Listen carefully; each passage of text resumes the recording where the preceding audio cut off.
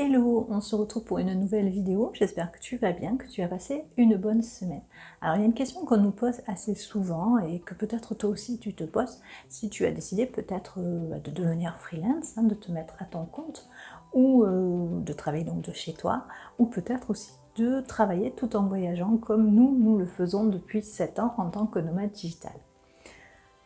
Alors, tu as ton activité, tu as tes revenus en ligne, mais tu cherches à trouver la bonne organisation. Mais pour parvenir à concilier tes loisirs ou tes voyages,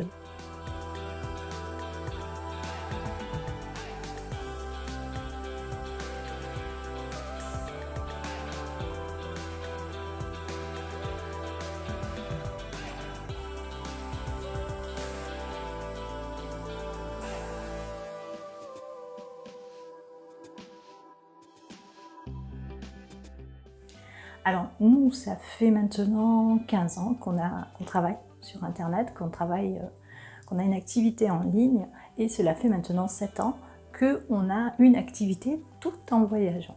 Donc on a testé différents modèles, différents horaires de travail sur une journée, sur une semaine, et c'est ce que je vais te partager au travers de cette vidéo. Je vais peut-être te donner des idées pour que toi, tu adaptes tes horaires, ton planning. Alors nous, quand on a débuté, on avait une entreprise qu'on gérait donc à distance, qui était un e-commerce de création graphique.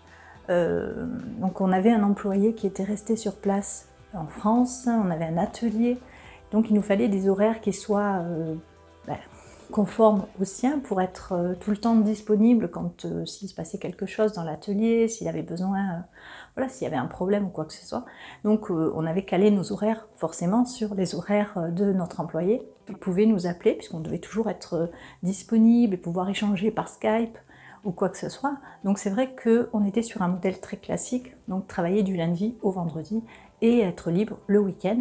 Et ça, c'était quelque chose qui était important pour nous, c'était de quand même toujours avoir nos week-ends de libre pour pouvoir profiter forcément de notre environnement. Parce que si on a choisi de voyager, ce n'est pas pour passer toutes nos journées, passer 7 jours sur 7 enfermés dans notre logement. Et puis depuis 3 ans, donc on n'a plus d'entreprise, enfin on n'a plus cette entreprise-là, puisqu'on a déposé le bilan, donc bon, si tu nous suis, tu connais quand même cette histoire-là. Sinon, voilà, on a tout perdu et on a dû repartir à zéro, se créer une nouvelle activité, mais toujours par Internet. Donc à ce moment-là, on est parti sur l'activité de rédacteur web en tant que freelance. Et là, forcément, tu as des clients, tu as des commandes à assumer. Au début, il faut arriver à trouver le bon rythme.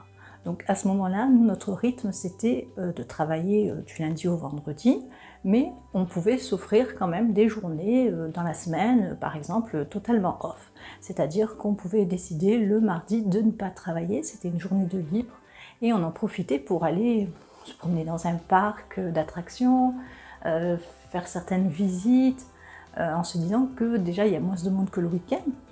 Donc on choisissait des journées dans la semaine où on décidait de ne pas travailler. Donc tu as aussi ce modèle-là, de pouvoir te permettre une journée par semaine où tu ne travailles pas, ne pas être obligé d'attendre le week-end comme tout le monde pour avoir cette journée de libre. Tu peux aussi choisir de ne travailler que le matin ou que l'après-midi, ou de préférer travailler peut-être de nuit, peut-être parce que tu as des enfants et que tu fais l'école à la maison, ou que tu veux être disponible pour tes enfants. Ensuite, il y a un troisième modèle auquel on a adhéré très récemment. En fait. Et là, on se rend compte que c'est quelque chose qui nous convient vraiment. Et on y pensait depuis un petit moment, mais on pensait que ça serait difficile à mettre en place. C'est quelque chose aussi de se dire, mettre des pensées limitantes même sur ça, de se dire que ça va pas être si facile à organiser, à prendre le bon rythme. Et puis finalement, on se rend compte que non, que au contraire, c'est assez facile, c'est pas plus fatigant, et au contraire, on réalise qu'on est encore plus productif et qu'on développe encore mieux nos projets de cette façon. Alors je vais t'expliquer donc ce modèle. Donc on travaille les 3 premiers jours à fond, on a des horaires assez intensifs, puisque on fait en 3 jours, on doit faire à peu près 35-36 heures de travail pendant ces 3 jours, donc c'est très intensif, on a tout concentré sur ces 3 jours, mais l'avantage c'est que justement, comme tout est concentré sur ces 3 jours, on est obligé de suivre, on a des tâches à faire et on est obligé de les suivre. On ne peut pas les repousser, ce qu'on pouvait faire peut-être avant, parce que quand tu te dis que tu as toute la semaine pour les faire, tu as tendance à les repousser et à t'égarer, à perdre du temps, tu vois, à traîner un peu sur les réseaux sociaux, bref, tu vois, tous ces petits voleurs de temps, quoi. Et là, non, tu n'as pas le choix, tu as 3 jours et tu dois faire ton travail pendant ces 3 jours. Parce qu'après, on a 4 jours de détente. Enfin, quand je dis détente, on ne se met pas sur le canapé pendant 4 jours à regarder des vidéos ou quoi que ce soit. Mais disons que on est plus disponible au niveau voilà, du mental. On va se détendre, on va lire, on va rater des films si on a envie, jouer à la console si on a envie de jouer à la console.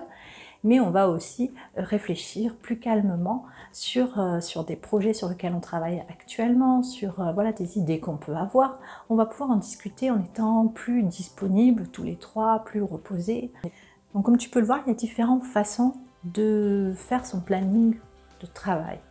On n'est pas obligé de suivre le même modèle de travailler de 9h à 17h du lundi au vendredi.